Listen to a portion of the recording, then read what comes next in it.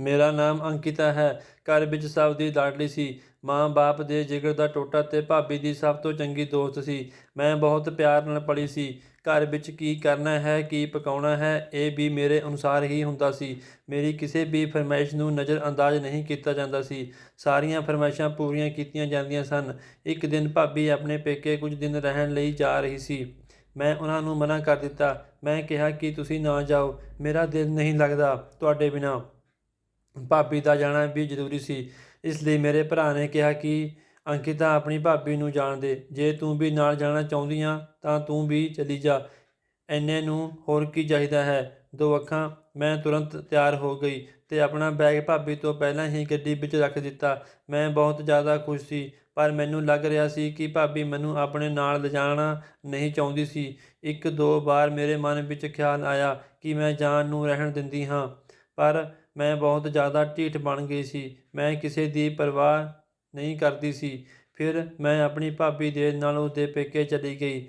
Uncle aunty ਆਪਣੀ ਬੇਟੀ ਨੂੰ ਭੁੱਲ ਕੇ ਮੇਰੇ ਅੱਗੇ ਪਿੱਛੇ ਘੁੰਮਣ ਲੱਗੇ। ਮੈਨੂੰ ਪਤਾ ਲੱਗਿਆ ਕਿ ਮੇਰੀ ਭਾਬੀ ਦਾ ਭਾਈ ਵੀ ਆਫਿਸ ਤੋਂ ਛੁੱਟੀ ਲੈ ਕੇ ਘਰ ਆਇਆ ਹੋਇਆ ਹੈ। ਉਹ ਕਿਸੇ ਦੂਜੇ ਸ਼ਹਿਰ ਵਿੱਚ ਨੌਕਰੀ ਕਰਦਾ ਸੀ। ਹੁਣ ਮੇਰੀ ਸਮਝ ਵਿੱਚ ਆ ਗਿਆ ਸੀ ਕਿ ਭਾਬੀ ਦਾ ਕਿਹੜਾ ਕੰਮ ਜ਼ਰੂਰੀ ਸੀ। ਦਰਅਸਲ ਉਹ ਆਪਣੇ ਭਾਈ ਨੂੰ ਮਿਲਣ ਆਈ ਸੀ ਤੇ ਭਾਈ ਨਾਲ ਕੁਝ ਵਕਤ ਗੁਜ਼ਾਰਨਾ ਚਾਹੁੰਦੀ ਸੀ। ਮੈਂ ਆਪਣੀ ਭਾਬੀ ਦੇ ਭਾਈ ਨੂੰ ਉਹਨਾਂ ਦੇ ਵਿਆਹ ਵਿੱਚ ਹੀ ਦੇਖਿਆ ਸੀ। ਉਸ ਤੋਂ ਬਾਅਦ ਉਹ ਕਦੇ ਸਾਡੇ ਘਰ ਨਹੀਂ ਆਏ। ਭਾਬੀ ਦੇ ਭਰਾ ਦਾ ਨਾਮ ਅਨਿਲ ਸੀ। ਉਹ ਬਹੁਤ ਚੰਗੇ ਇਨਸਾਨ ਸਨ। ਉਹ ਭਾਬੀ ਨੂੰ ਕਹਿੰਦਾ ਕਿ ਸੰਜਨਾ, ਮੈਂ ਤੈਨੂੰ ਇੰਨੀ ਸੈਰ ਕਰਵਾਵਾਂਗਾ ਕਿ ਤੂੰ ਥੱਕ ਜਾਵੇਂਗੀ। ਮੈਂ ਵੀ ਖੁਸ਼ ਹੋ ਗਈ। ਮੈਂ ਕਿਹਾ ਮੈਂ ਵੀ ਕਲਕੱਤਾ ਘੁੰਮਣਾ ਚਾਹੁੰਦੀ ਹਾਂ। ਉਹ ਕਹਿਣ ਲੱਗੇ ਤੂੰ ਵੀ ਸਾਡੇ ਨਾਲ ਚੱਲੀਂ। ਮੈਂ, ਭਾਬੀ ਤੇ ਅਨਿਲ ਰੋਜ਼ ਘੁੰਮਣ ਜਾਂਦੇ, ਹਰ ਦਿਨ ਸੈਰ ਸਪਾਟਾ ਕਰਦੇ। ਮੈਨੂੰ ਅਨਿਲ ਚੰਗਾ ਲੱਗਣ ਲੱਗਿਆ ਸੀ। ਮੈਨੂੰ ਲੱਗ ਰਿਹਾ ਸੀ ਕਿ ਮੇਰਾ ਵਿਆਹ ਬਸ ਉਸੀ ਨਾਲ ਹੀ ਹੋਵੇ। ਇੱਕ ਦਿਨ ਭਾਬੀ ਨੇ ਮੈਨੂੰ ਕਿਹਾ ਕਿ ਅੱਜ ਤੂੰ ਚੰਗੀ ਤਰ੍ਹਾਂ ਤਿਆਰ ਹੋ ਜਾਈਂ, ਆਪਾਂ ਨੇ ਅਨਿਲ ਦੀ ਮੰਗੇਤਰ ਨੂੰ ਮਿਲਣ ਜਾਣਾ ਹੈ। ਮੈਨੂੰ ਤਾਂ ਭਾਬੀ ਦੀਆਂ ਗੱਲਾਂ 'ਤੇ ਯਕੀਨ ਨਹੀਂ ਹੋ ਰਿਹਾ ਸੀ। ਮੈਂ ਕਿਹਾ ਤੁਸੀਂ ਇਹ ਕੀ ਕਹਿ ਰਹੇ ਹੋ? ਅਨਿਲ ਦੀ ਮੰਗੇਤਰ ਕਿੱਥੋਂ ਆ ਗਈ? ਪਿੱਛੇ ਤੋਂ ਅਨਿਲ ਦੀ ਆਵਾਜ਼ ਵੀ ਸੁਣਾਈ ਦਿੱਤੀ। ਕੁਝ ਮਹੀਨੇ ਪਹਿਲਾਂ ਹੀ ਮੈਂ ਆਪਣੀ ਪਸੰਦ ਦੀ ਲੜਕੀ ਨਾਲ ਮੰਗਣਾ ਕਰਵਾ ਲਿਆ ਸੀ। ਲੜਕੀ ਨੂੰ ਪ੍ਰਪੋਜ਼ ਕਰਕੇ ਰਿੰਗ ਪਾ ਦਿੱਤੀ ਸੀ। ਹੁਣ ਮੈਂ ਆਪਣੇ ਘਰ ਵਾਲਿਆਂ ਨੂੰ ਉਸ ਲੜਕੀ ਦੇ ਘਰ ਰਿਸ਼ਤਾ ਮੰਗਣ ਲਈ ਭੇਜ ਰਿਹਾ ਹਾਂ। ਮੈਂ ਇੱਕਦਮ ਬੋਲੀ, ਨਹੀਂ ਅਨਿਲ, ਭਾਬੀ ਅਜਿਹਾ ਕੁਝ ਨਹੀਂ ਕਰੇਗੀ, ਕਿਉਂਕਿ ਮੈਂ ਤੁਹਾਨੂੰ ਪਸੰਦ ਕਰਨ ਲੱਗੀ ਹਾਂ। ਜੇ ਤੁਹਾਡਾ ਵਿਆਹ ਹੋਵੇਗਾ ਤਾਂ ਮੇਰੇ ਨਾਲ ਹੀ ਹੋਵੇਗਾ। ਅਨਿਲ ਦੇ ਮੱਥੇ 'ਤੇ ਵੱਟ ਪੈ ਗਏ ਸਨ। ਉਹ ਕਹਿਣ ਲੱਗਿਆ ਕਿ ਮੈਨੂੰ ਅਜਿਹੀਆਂ ਫਜ਼ੂਲ ਦੀਆਂ ਗੱਲਾਂ ਬਿਲਕੁਲ ਵੀ ਪਸੰਦ ਨਹੀਂ ਹਨ। ਤੂੰ ਬੱਚੀ ਏਂ ਤੇ ਬੱਚੀ ਬਣ ਕੇ ਰਹਿ। ਅੱਜ ਤੋਂ ਬਾਅਦ ਮੈਂ ਤੇਰੇ ਮੂੰਹ 'ਤੇ ਅਜਿਹੀ ਕੋਈ ਵੀ ਗੱਲ ਨਹੀਂ ਸੁਣਨਾ ਚਾਹੁੰਦਾ ਤੇ ਅੱਜ ਵੀ ਤੂੰ ਆਪਣੀ ਭਾਬੀ ਦੇ ਨਾਲ ਮੇਰੀ ਮੰਗੇਤਰ ਦੇ ਘਰ ਜਾਵੇਂਗੀ, ਸਮਝੀ? ਅਨਿਲ ਨੇ ਮੇਰੇ ਨਾਲ ਬਹੁਤ ਹੀ ਗੁੱਸੇ ਵਿੱਚ ਗੱਲ ਕੀਤੀ ਸੀ। ਮੇਰੀਆਂ ਅੱਖਾਂ ਵਿੱਚ ਹੰਝੂ ਆ ਗਏ। ਮੈਂ ਕੁਝ ਬੋਲੇ ਬਿਨਾਂ ਹੀ ਦੂਜੇ ਕਮਰੇ ਵਿੱਚ ਜਾ ਕੇ ਕਮਰਾ ਬੰਦ ਕਰਕੇ ਰੋਣ ਲੱਗੀ। ਇਸ ਤਰ੍ਹਾਂ ਕਮਰਾ ਬੰਦ ਕਰਨ ਨਾਲ ਭਾਬੀ ਦੇ ਪਰਿਵਾਰ ਨੂੰ ਮੇਰੀ ਚਿੰਤਾ ਹੋਣ ਲੱਗੀ ਸੀ। ਭਾਬੀ ਵੀ ਡਰੀ ਡਰੀ ਆਵਾਜ਼ ਵਿੱਚ ਬੋਲ ਰਹੀ ਸੀ ਤੇ ਮੇਰੇ ਅੱਗੇ ਬੇਨਤੀ ਕਰ ਰਹੀ ਸੀ ਕਿ ਅੰਕਿਤਾ ਦਰਵਾਜ਼ਾ ਖੋਲ੍ਹ ਦੇ। ਭਾਬੀ ਦੇ ਮਾਤਾ ਪਿਤਾ ਵੀ ਦਰਵਾਜ਼ਾ ਖੜਕਾ ਰਹੇ ਸਨ। ਫਿਰ ਅਨਿਲ ਨੇ ਦਰਵਾਜ਼ਾ ਖੜਕਾਇਆ ਤੇ ਕਹਿਣ ਲੱਗਿਆ ਕਿ ਜੇ ਤੂੰ ਦਰਵਾਜ਼ਾ ਖੋਲ੍ਹ ਦੇਵੇਂਗੀ ਤਾਂ ਮੈਂ ਤੈਨੂੰ ਬਾਹਰ ਘੁੰਮਣ ਲਈ ਲੈ ਕੇ ਜਾਵਾਂਗਾ। ਮੈਂ ਆਪਣੇ ਹੰਝੂ ਪੂੰਝੇ ਤੇ ਜਲਦੀ ਨਾਲ ਦਰਵਾਜ਼ਾ ਖੋਲ੍ਹ ਦਿੱਤਾ। ਭਾਬੀ ਨੇ ਮੈਨੂੰ ਗਲੇ ਲਗਾ ਲਿਆ ਤੇ ਕਹਿਣ ਲੱਗੀ ਕਿ ਤੂੰ ਤਾਂ ਅੱਜ ਮੇਰੀ ਜਾਨ ਹੀ ਕੱਢ ਦਿੱਤੀ ਸੀ। ਅੰਕਲ ਆਂਟੀ ਵੀ ਮੈਨੂੰ ਸਮਝਾਉਣ ਲੱਗੇ ਕਿ ਅੰਕਿਤਾ ਇਸ ਤਰ੍ਹਾਂ ਗੱਲ ਗੱਲ 'ਤੇ ਨਾਰਾਜ਼ ਹੋ ਕੇ ਆਪਣੇ ਆਪ ਨੂੰ ਕਮਰੇ ਵਿੱਚ ਬੰਦ ਨਹੀਂ ਕਰੀਦਾ। ਮੈਂ ਭਾਬੀ ਦੀ ਨਣਦ ਸੀ, ਇਸ ਲਈ ਜਾਣਦੀ ਸੀ ਕਿ ਮੇਰਾ ਪਲੜਾ ਭਾਰੀ ਹੈ। ਸ਼ਾਮ ਨੂੰ ਅਨਿਲ ਮੈਨੂੰ ਆਪਣੇ ਨਾਲ ਲੈ ਗਏ।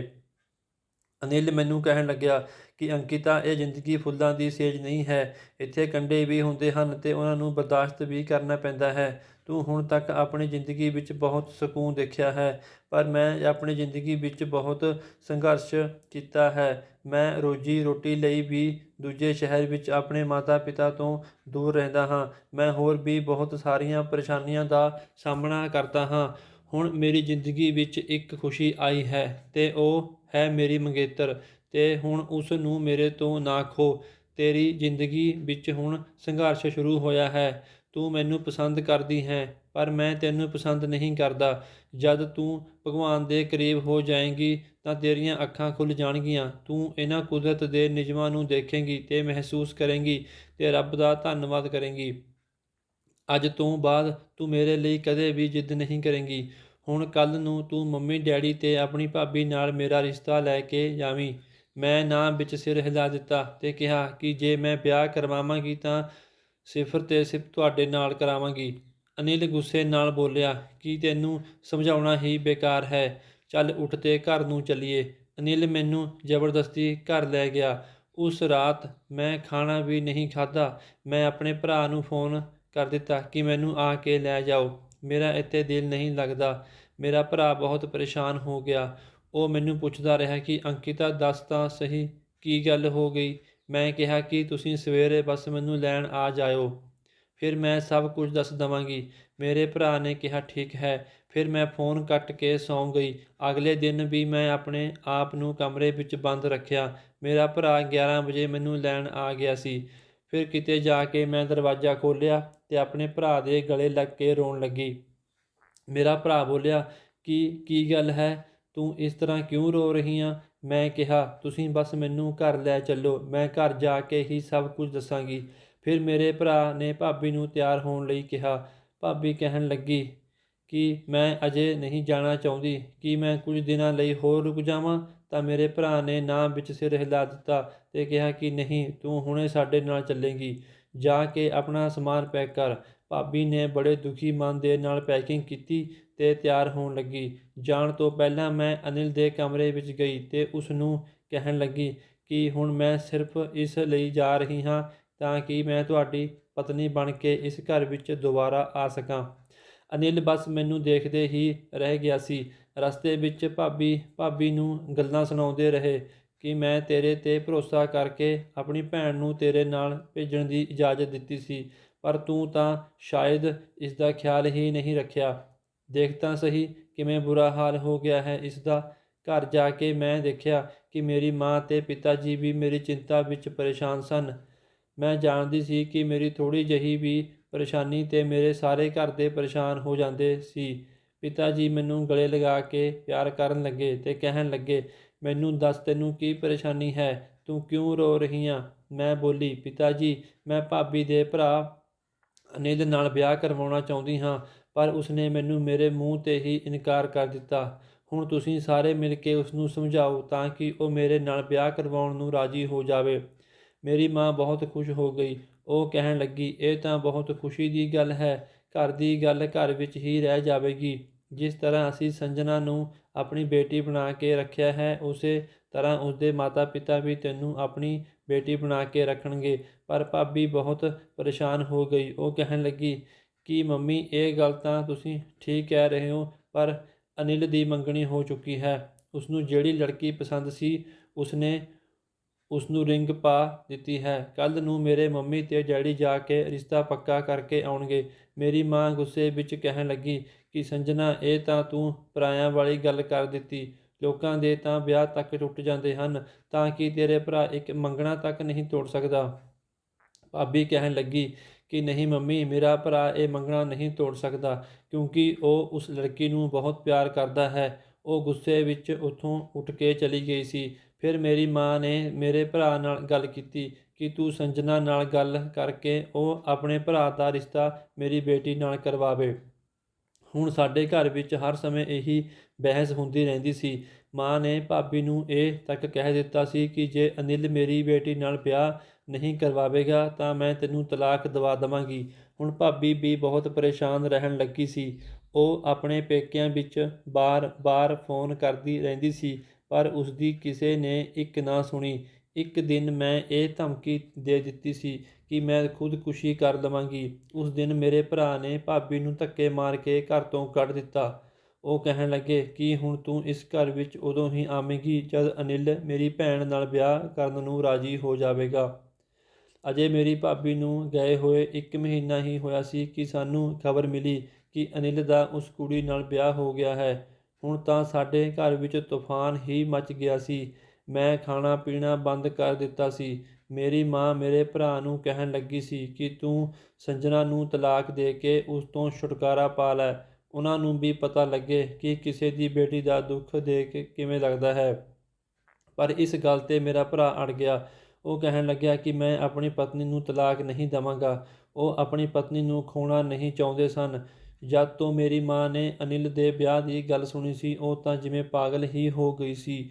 ਉਹਨਾਂ ਨੇ ਮੇਰੇ ਲਈ ਰਿਸ਼ਤਾ ਲੱਭਣਾ ਸ਼ੁਰੂ ਕਰ ਦਿੱਤਾ ਸੀ। ਮੇਰੀ ਮਾਂ ਅਤੇ ਪਿਤਾ ਜੀ ਮੇਰੇ ਲਈ ਸਭ ਤੋਂ ਚੰਗਾ ਰਿਸ਼ਤਾ ਲੱਭਣਾ ਚਾਹੁੰਦੇ ਸਨ। ਮੇਰੀ ਮਾਂ ਨੇ ਬਹੁਤ ਸਾਰੇ ਰਿਸ਼ਤਿਆਂ ਨੂੰ ਰਿਜੈਕਟ ਕਰ ਦਿੱਤਾ ਸੀ।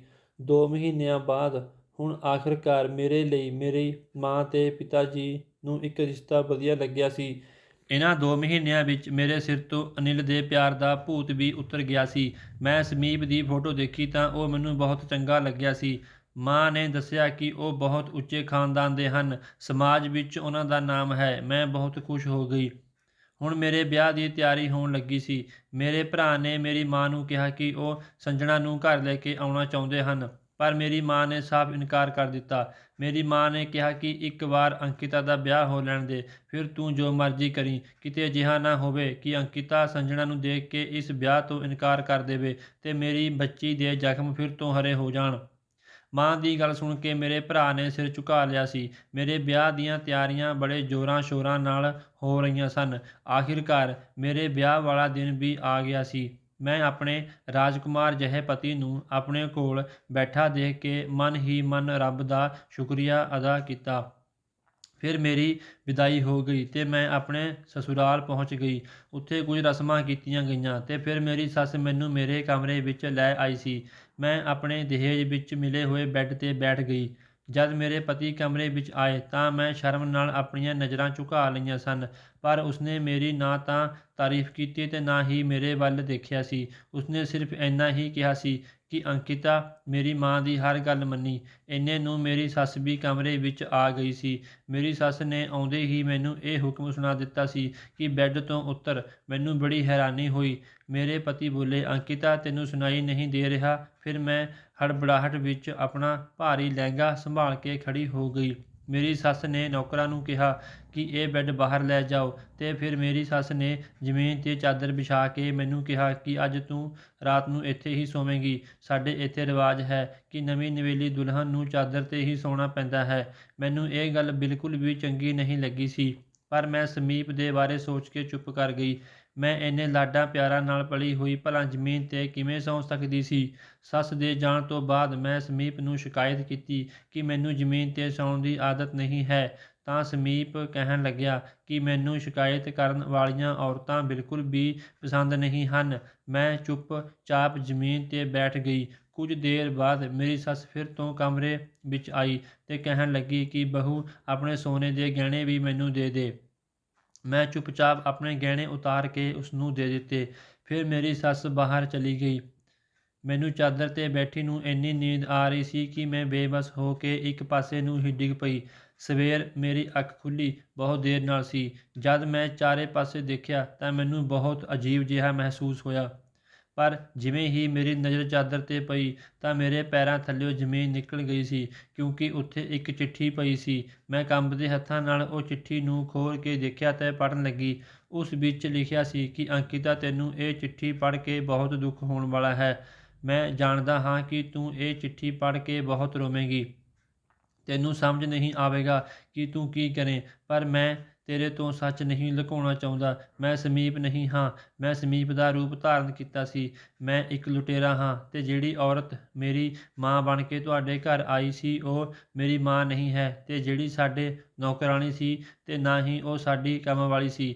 ਅਸੀਂ ਤਿੰਨੋਂ ਜਾਣੇ ਇੱਕ ਗੈਂਗ ਦਾ ਹਿੱਸਾ ਹਾਂ। ਮੇਰੀ ਸ਼ਕਲ ਸੂਰਤ ਸੋਹਣੀ ਹੈ, ਇਸ ਲਈ ਅਸੀਂ ਇਹ ਧੰਦਾ ਆਪਣਾ ਰੱਖਿਆ ਹੈ। ਅਸੀਂ ਲੋਕਾਂ ਦੇ ਘਰ ਜਾ ਕੇ ਰਿਸ਼ਤੇ ਮੰਗਦੇ ਹਾਂ ਤੇ ਫਿਰ ਉਸ ਲੜਕੀ ਨੂੰ ਵਿਆਹ ਕੇ ਵੀ ਲੈ ਆਉਂਦੇ ਹਾਂ। ਫਿਰ ਲੜਕੀ ਨੂੰ ਬੇਹੋਸ਼ੀ ਦੀ ਦਵਾਈ ਸੁੰਘਾ ਕੇ ਸਭ ਕੁਝ ਲੁੱਟ ਕੇ ਲੈ ਜਾਂਦੇ ਹਾਂ।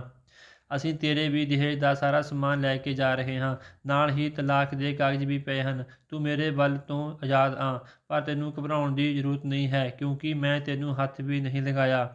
ਤੂੰ ਜਿਸ ਤਰ੍ਹਾਂ ਮਾਸੂਮ ਵਿਦਾ ਹੋ ਕੇ ਆਈ ਸੀ, ਹੁਣ ਵੀ ਉਸੇ ਤਰ੍ਹਾਂ ਮਾਸੂਮ ਹੈ। ਆਪਣਾ ਖਿਆਲ ਰੱਖੀਂ।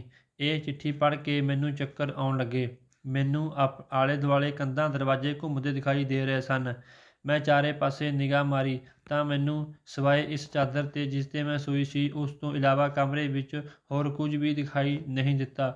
ਮੈਂ ਜਲਦੀ ਨਾਲ ਆਪਣਾ ਫ਼ੋਨ ਲੱਭਣ ਲੱਗੀ ਤਾਂ ਕਿ ਮੈਂ ਪਿਤਾ ਜੀ ਨੂੰ ਕਾਲ ਕਰਕੇ ਸਭ ਕੁਝ ਦੱਸ ਸਕਾਂ, ਪਰ ਮੇਰਾ ਫ਼ੋਨ ਵੀ ਕਿਤੇ ਨਜ਼ਰ ਨਹੀਂ ਆ ਰਿਹਾ ਸੀ। ਸ਼ਾਇਦ ਉਹ ਲੁਟੇਰੇ ਮੇਰਾ ਫ਼ੋਨ ਵੀ ਨਾਲ ਲੈ ਗਏ ਸਨ। ਮੈਂ ਉੱਚੀ ਉੱਚੀ ਰੋਣ ਲੱਗੀ ਸੀ। ਉਸੇ ਸਮੇਂ ਮੇਰੀ ਅੱਖਾਂ ਦੇ ਸਾਹਮਣੇ ਸੰਜਨਾ ਭਾਬੀ ਦੀ ਸ਼ਕਲ ਆ ਗਈ ਸੀ, ਜਿਵੇਂ ਉਹ ਮੈਨੂੰ ਕਹਿ ਰਹੀ ਹੋਵੇ ਕਿ ਅੰਕਿਤਾ, ਮੈਂ ਤੈਨੂੰ ਹਮੇਸ਼ਾ ਪਿਆਰ ਦਿੱਤਾ, ਇੱਜ਼ਤ ਦਿੱਤੀ, ਪਰ ਤੂੰ ਮੇਰੇ ਨਾਲ ਕੀ ਕੀਤਾ? ਤੈਨੂੰ ਕੀ ਲੱਗਦਾ ਹੈ ਕਿ ਜਿਹੜਾ ਬਿਨਾਂ ਵਜ੍ਹਾ ਦੁੱਖ ਝੱਲਦਾ ਹੈ ਉਸਦੀ ਹਾਏ ਵੀ ਕੀ ਬੇਕਾਰ ਜਾਂਦੀ ਹੈ? ਕੀ ਤੈਨੂੰ ਪਤਾ ਨਹੀਂ ਹੈ ਕਿ ਦੁਖੀ ਦੀ ਹਾਏ ਤਾਂ ਰੱਬ ਤੱਕ ਪਹੁੰਚਦੀ ਹੈ? ਅੰਕਿਤਾ, ਤੈਨੂੰ ਮੇਰੀ ਹਾਏ ਲੱਗੀ ਹੈ, ਹੁਣ ਤੂੰ ਭੁਗਤ ਇਹ ਸਭ। ਮੈਂ ਕਾਫੀ ਦੇਰ ਉੱਥੇ ਬੈਠੀ ਰੋਂਦੀ ਰਹੀ, ਫਿਰ ਬੜੀ ਮੁਸ਼ਕਲ ਨਾਲ ਹਿੰਮਤ ਜੁਟਾ ਕੇ ਖੜੀ ਹੋਈ। ਜਦ ਮੈਂ ਉਸ ਘਰ ਤੋਂ ਬਾਹਰ ਆਈ ਤਾਂ ਮੈਨੂੰ ਇੱਕ ਆਟੋ ਮਿਲ ਗਿਆ ਸੀ। ਮੈਂ ਘਬਰਾਈ ਹੋਈ ਜਦ ਘਰ ਪਹੁੰਚੀ ਤਾਂ ਮੈਨੂੰ ਦੇਖ ਕੇ ਸਭ ਹੈਰਾਨ ਰਹਿ ਗਏ ਤੇ ਪਰੇਸ਼ਾਨ ਹੋ ਗਏ। ਮੇਰੀ ਮਾਂ ਨੇ ਮੈਨੂੰ ਪੁੱਛਣ ਲੱਗੀ ਕਿ ਅੰਕਿਤਾ, ਕੀ ਹੋਇਆ, ਤੂੰ ਇਸ ਹਾਲ ਵਿੱਚ?